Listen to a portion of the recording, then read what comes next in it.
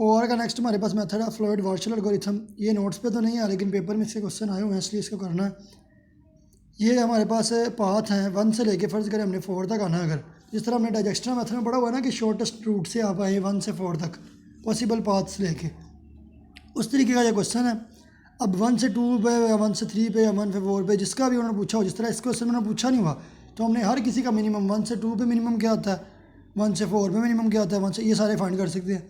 इसमें सबसे पहले होती हैं स्पेस कम्प्लेक्सिटीज़। ये बस लिखने की चीज़ें हैं, मतलब इनका कोई ज़रूरत नहीं है सवाल में। स्पेस कम्प्लेक्सिटीज़ होती है कि n क्रॉस n कर दें। अब इसमें एलिमेंट कितने हैं, 4 नोड्स हैं, तो जो मैट्रिक्स बनेगी इससे वो बनेगी 4/4 की। तो स्पेस कम्प्लेक्सिटीज़ होती है n/n यानी कि 4/4 का मैट्रिक्स। इसके बाद टाइम कम्प्लेक्सिटीज़।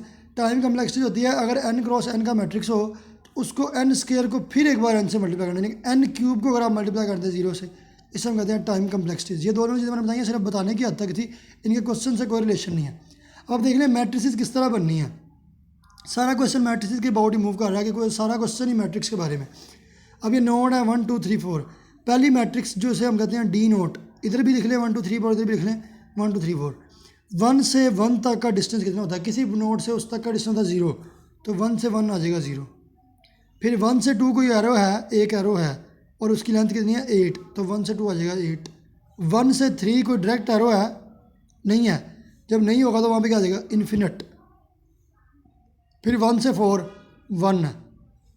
सिमिलरली आपने ये सारा बना लिया डी नोट में, यानी कि जिस नोट से लेके रिस्पेक्टिव अगले नोट तक जितना फ्लो, अगर तो डायरेक्ट जा रहा है फिर, अगर डायरेक्ट जाएगा फिर लिखना, अगर डायरेक्ट नहीं जा रहा कोई किसी पाथ से होकर जा रहा है फिर नहीं लिखना, सिर्फ जो डायरेक्ट जा रहे हैं वो लिखने हैं। अगर कोई नहीं पहुंच रहा डायरेक्ट तो उसकी जगह इन्फिनिट लिख देना। ये हमने बना ली डी नोट। अब हम करते क्या होते हैं, हमने ये 4 नोट का क्वेश्चन है ना, तो एक बात कन्फर्म है, सवाल ने जाके D4 पे जाके ख़त्म होना है। D4 से पहले सवाल ने ख़त्म नहीं होना। डी नोट बन गया इस तरह से, D1 बनेगी नई मैट्रिक्स, इससे ड्राइव होगी, किस तरह होगी बताता हूँ। फिर D2 बनाएंगे, फिर D3 और D4 पे क्वेश्चन एंड होगा। अब यहाँ पर नोट करके लिखा हुआ है डी नोट से जब D1 में जाएंगे, यहाँ से नई मैट्रिक्स बनानी है ना, तो फर्स्ट रो और फर्स्ट कॉलम को एज इट इज़ उठा के रख लेंगे। जब हमने डी नोट से D1 में जाना है तो ये वाली रो और ये वाला कॉलम एज इट इज, बकाया अगर कोई चेंजिंग आएगी तो इन एलिमेंट्स पे आएगी। आगे में लिखा हुआ है एंड सो ऑन सिमिलरली, जब D1 से D2 में जाएंगे तब पहली रो दूसरी रो दूसरा कॉलम रख लेंगे। जब D2 से D3 में जाएंगे तब तीसरी रो तीसरा कॉलम एज इट इज, बकाया चेंजिंग। जब तीसरे से चौथे में जाएंगे तब चौथी रो चौथा कॉलम रख लेंगे, बकाया चेंजेस। ये था पहला नोट। दूसरा नोट क्या है, डी नोट से जब D1 में जाएंगे तो अब बनने वाले पाथ्स में नोड 1 को भी शामिल कर लेंगे। ये मैंने लिखे हुए हैं वो डिस्टेंसेस जो डायरेक्ट जाते हैं, इसके अलावा और कोई पॉसिबिलिटी मैंने देखी नहीं है। लेकिन जब D1 बनाऊंगा ना, D1 में जो चेंजेस आएंगे उनमें हम पाथ्स में नोड 1 को भी शामिल कर सकते हैं। जब D1 बनाएंगे तो नोड 1 को भी शामिल कर सकते हैं। आगे मैं लिखा हुआ है सिमिलरली, जब D2 बनाएंगे तो नोड 1 और 2 दोनों को शामिल कर सकते हैं। जब D3 बनाएंगे तब नोड 1 2 3 तीनों को शामिल कर सकते हैं। जब D4 यानी कि आखिरी बनाएंगे तब पाथ में 1 2 3 4 सारे नोड यूज़। फिलहाल ये बनाए हैं डायरेक्ट डिस्टेंसेस, कोई नोड यूज़ किए बगैर। जब D1 बनाएंगे तो पहला नोड भी पाथ्स में यूज़ हो सकता है। तीसरा नोड क्या है, 4x4 के मैट्रिक्स में रिस्पेक्टिव पाथ की जगह पर अब नए पाथ में मिनिमम वाला पाथ लिखेंगे। ये आपको बनाने से समझ लगी जब इसका बनवाऊँगा। और आखिरी पॉइंट भी क्या है वो भी आपको सोल्यूशन समझ लगे। अब आप आ जाएँ डी पे, D1 पे, यानी कि सिंपल चीज़ है, बस आपने वहाँ से ये ड्राइव किस तरह करनी। पहले तो आपको मैंने बताया था कि D1 बना रहे हैं तो पहली रो पहला कॉलम छेड़ना ही नहीं है, तो ये वाला कॉलम और ये वाली रो तो मैंने एज इट इज उठा के रख ली इधर। अब इनमें कुछ चेंजेस आनी किस तरह आनी है देख लें। 2 से 2 तक तो 0 ही रहता है, जो मर्जी टेबल हो जो मर्जी सवाल हो, किसी नोट से उसका डिस्टेंस 0 ही रहता है। फिर जाना 2 से 3 पे, ज़रा फिगर में आए। यहाँ 2 से 3 एक पाथ हो जाता है, क्या 1 इन्वॉल्व होकर 2 से 3 तक पहुँच सकते हैं? नहीं पहुँच सकते। अगर ये भी एरो इस तरफ होता, ये भी एरो इस तरफ होता, फिर हो सकता था, लेकिन अब नहीं हो सक रहा। 2 से 3 पर हम एक ही सिर्फ यही पाथ जाता है, यानी कि 1 को यूज़ करके हम 2 से 3 नहीं आ सकते। तो फिर 2 से 3 1 नहीं रहेगा। पहले भी यहाँ पे क्या था, 1 नहीं था, अब भी यहाँ पे क्या आ जाएगा, 1 नहीं आ जाएगा, कोई चेंजिंग नहीं आई। अगला देख लें, 2 से 4 देख लेते हैं। अब 2 से 4 जा ही नहीं सकते, ना डायरेक्ट ना 1 को यूज़ करके, तो फिर इन्फिनिट आ जाएगा। पहले भी इन्फिनिट था, बाद में इन्फिनिट था, कोई फ़र्क नहीं आया। नेक्स्ट जो हमारे पास पॉइंट है वो है 3 से 2 पर, तो देख लेते हैं। 3 से 2 डायरेक्ट तो कुछ जा ही नहीं था रहा, तो इसलिए इन्फिनिट लिखा हुआ था, देखें ज़रा। अब नई मैट्रिक्स में हम 3 से 2 जा सकते हैं, क्योंकि अभी मैंने बताया D1 है, इसमें 1 को यूज़ कर सकते हैं। तो ये एक रास्ता देखें ज़रा, 3 से 2 पे जाने का ये एक रास्ता आ गया। जब ये रास्ता आ गया तो इसका पाथ देख लें, 4 और 8, इसका पाथ 12 है। पहले पाथ था इन्फिनिट, अब पाथ आ गया 12। जब वैल्यू पहले से कम आ जाए, इन्फिनिट से कम ही है ना 12, जब वैल्यू पहले से कम आ जाए तो कम वाली नई वाली वैल्यू लिख लेनी और उसको सर्कल भी ज़रूर करना। तो मैंने 12 लिख के सर्कल, इसके बाद 3 से 3 सेम नोट में हमेशा 0 होते हैं, 0 लिख दिया। इसके बाद 3 से 4, पहले कितना था, पहले इन्फिनिट था, कोई पाथ नहीं था, 3 से 4 जा ही नहीं सकते, लेकिन अब हम 1 को यूज़ करके जा सकते हैं। ये देखें, तो 4 और 1 5 पाथ आ जाएगा। तो इन्फिनिट को हटा के 5 लिख दूंगा, लेकिन ये छोटा आ गया तो इसके ऊपर हम मार्क भी कर लेंगे। आगे आएगा 4 से 1, ये तो बल्कि लाइन ही वो लिखी हुई है, इसमें चेंजिंग आनी है। पहला रो और पहली कॉलम चेक ही नहीं करनी। 4 से 2, 4 से 2 जा सकते हैं, एक ही पाथ है। 1 को यूज़ करके देखें, नहीं जा सकते। 4 से 2 डायरेक्ट जा सकते हैं, 1 को यूज़ करके नहीं जा रहे। तो 4 से 2 डायरेक्ट हमारे पास कितना आ जाएगा, 2। पहले भी 2 ही था, अब भी 2 रहा, चेंजिंग नहीं आई। फिर 4 से 3, 4 से 3 एक ये रास्ता है, और 1 को इन्वॉल्व करके रास्ता नहीं आ रहा, सिर्फ ये रास्ता है 9, तो ये भी 9 ही रहेगा एज इट इज़, चेंजिंग नहीं आई। आगे 4 से 4 होते ही 0 है, तो ये 0। इस तरीके से हमारे पास, अब उम्मीद है आपको मैंने तफसील से समझा दिया किस तरह बनने हैं। पाथ मैंने साइड पे लिखे भी हैं किस तरह मैंने बनाए हुए हैं, लेकिन इनको लिखने की जरूरत नहीं है, नज़र भी आ रहा। थोड़ा सा 1-2 प्रैक्टिस करने, अपने मैट्रिसेस प्रैक्टिस हो जानी है, जिम समानी भी हो जाना। ये आपके पास आ गया D1। अब क्या करना है, D1 से क्या बनाना है, D2। समझ आ गई ना, सर्कल कब लगाने हैं, जब पिछली वैल्यू से नई वैल्यू उसी पॉइंट पे लेकिन पहले से कम आ जाए, तब उसको लिख के सर्कल करते होते हैं। जब पहले से कम ना आए, उतनी आए, तो एज इट इज़ लिख देते हैं। अगर उससे कम आ जाए तो फिर लिखना और उसको सर्कल भी करना। पहली रो पहला कॉलम छेड़ा ही नहीं था। अब हम जा रहे हैं D1 से D2 में, चूँकि D2 में जा रहे हैं तो दूसरी रो और दूसरा कॉलम एज इट इज़ उठा के मैंने पहले रख लिया। बकाया देख लेते हैं क्या चेंजिंग आनी है। अब ये वाली रो और ये वाला कॉलम ये ऐसे ही आगे रह गया। 1 से 1 होते ही 0 है। 1 से 3 पहले कितना था, इन्फिनिट। अब 1 से 3 जाना है, लेकिन याद रखना है D2 में आ चुके हैं तो पाथ में 1 भी हो सकता है और 2 भी यूज़ हो सकता है। अब 1 से 3 जाना है, देखें ज़रा, पहले 1 से 3 कोई रास्ता नहीं था, तो इन्फिनिट लिखा हुआ था। अब 1 से 3 रास्ता आ रहा है, हम 1 को भी यूज़ कर सकते हैं, 2 को भी यूज़ कर सकते हैं। तो ये देखें 1 से 3 ये आ रहा है, ये और ये इस तरह नहीं थे जा सकते। अगर होते भी यार फिर भी, क्योंकि 4 इन्वॉल्व नहीं करवाना।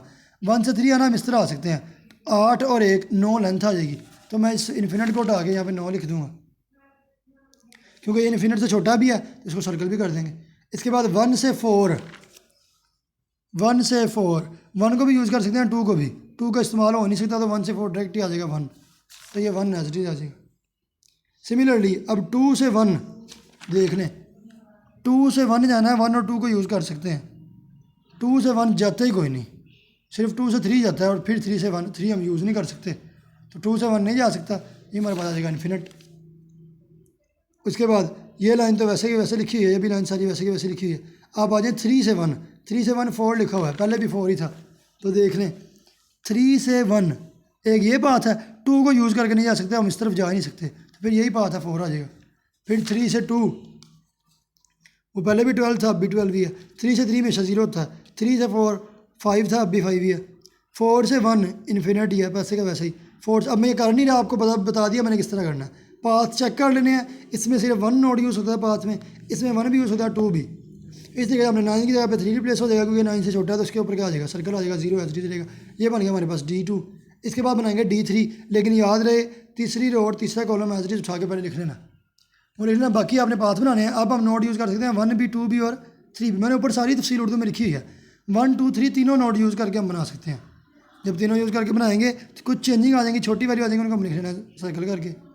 इसके बाद बनाएंगे D4, चौथी रो और चौथा कॉलम एज इट इज़, और बाकी सब पे चेंजेस आ सकती हैं। जो वैल्यूज पहली वैल्यू इससे मौजूद से छोटी हो जाएंगी, उनके ऊपर सर्कल कर लेंगे, और ये हमारे पास आ जाएगा D4। अब चूँकि D4 तक पहुँच चुके हैं, और क्वेश्चन भी था 4/4 का, एक तो बात कन्फर्म है, यहाँ पर आंसर आना है।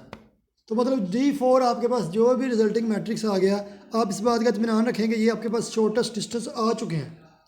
इसके बाद अगर आपको सवाल में उन्होंने पूछा होगा कि 1 का 4 से शॉर्टेस्ट डिस्टेंस, तो 1 का 4 से क्या आंसर है, फिर 1 शॉर्टेस्ट डिस्टेंस है। अगर पूछा हो 3 का 3 से, तो 3 का 3 से क्या है, 0 आंसर है।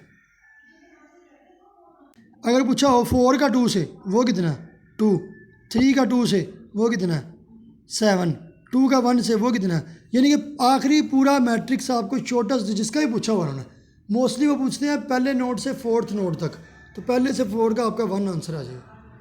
इस तरीके से ये आपने क्वेश्चन करना, कोई मुश्किल चीज़ नहीं थी, सिर्फ इतनी सी बात थी कि किस तरीके से रिप्लेसमेंट होनी है। डी नोट से D1 में आने में नोट 1 भी यूज़ हो सकता है पाथ्स में, और पहली रो और पहले कॉलम को छेड़ते नहीं, ऐसे रख के बकाया चेंजिंग करेंगे, जो वैल्यू छोटी आएंगी उनके ऊपर सर्कल। जब D1 से D2 में आना है तब नोट 1 भी हो सकता है, नोट 2 भी हो सकता है पाथ में।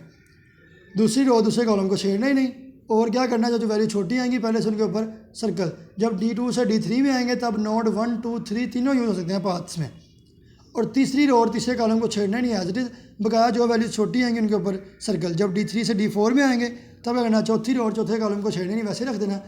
पाथ में 1, 2, 3, 4 चारों नोट यूज़ हो सकते हैं, और जो वैल्यू कम हो रही है उनके ऊपर सर्कल कर लेना। और जो आखिरी हमारे पास D4 आएगा, ये हमें सोल्यूशन सेट है, ये हमें सोल्यूशन दे रहा है किसी भी नोट का किसी से भी। इसके बाद इसका एक साइड में फार्मूला भी लिखा हुआ है, ये वाला DK ऑफ IJ बराबर होता है minimum of DK - 1 IJ comma DK - 1 IK plus DK - 1 KJ। इसको आप वेरीफाई कर सकते हैं, ये टेबल में कहीं पे भी आप इसकी वैल्यू पुट कर लें तो आपको आंसर, यानी कि आप फर्ज करें मैंने K1 पुट कर लिया तो आ जाएगा D1 पहली मैट्रिक्स और दूसरी मैट्रिक्स में से, ये D नोट है ना, D1 दूसरी मैट्रिक्स में से कोई दो नोट उठाएं।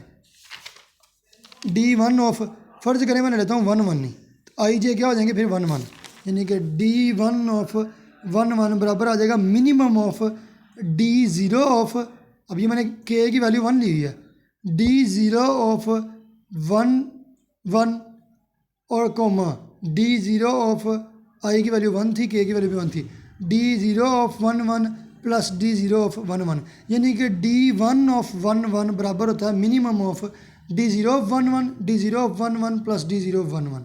अब D0 ऑफ 1, 1 क्या 0, इधर रखें 0, इधर भी क्या 0, इधर भी क्या 0, तो मिनिमम ऑफ 0 भी क्या होता है 0, तो क्या D1 भी ऑफ 1, 1 क्या 0 ही है, देख लें D1 ऑफ 1, 1 भी क्या 0 ही है। तो इस तरीके से मैंने यहाँ पे ये फार्मूला भी प्रूव किया हुआ है, ये आप देखेंगे ना PDF देखने से समझ आ जानी है, ये मैंने लिखा हुआ है फार्मूला, मैंने वेरीफाई किया हुआ है, ये फार्मूला लिखा हुआ है। अगर K की जगह पे 4 पुट करूँ तो आ जाएगा D4 ऑफ, मैंने नोट लिया 1 और 4, 1, 4, ये आ जाएगा minimum of D3 of 1, 4 comma D3 of 1, 4 plus D3 of 4, 4। अब D3 ऑफ 1, 4 कहाँ से आता है 1, ये आपने टेबल में से देखना है, D3 ऑफ 1, 4 है ना, D3 वाला टेबल ये है, 1 से 4 कितना है 1, ये मैंने इधर से लिखा है,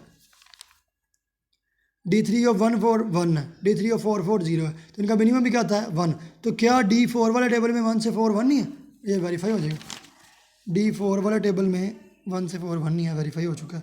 इस तरीके से अपने फार्मूला भी, इसके 3 सवाल हैं टोटल, ये आपने 3 क्वेश्चन कर लेना और सेम है, कोई इशू नहीं है, ये जो आप बातें आपको बता दी हैं इस तरह के सवाल, तो ये इंपॉर्टेंट है, ये 2-4 बार पेपर में क्वेश्चन आए हुए हैं, फ्लोट एल्गोरिथम है भी इजी, ये आपने करना है, PDF में इसका मैं सेंड कर देता हूँ।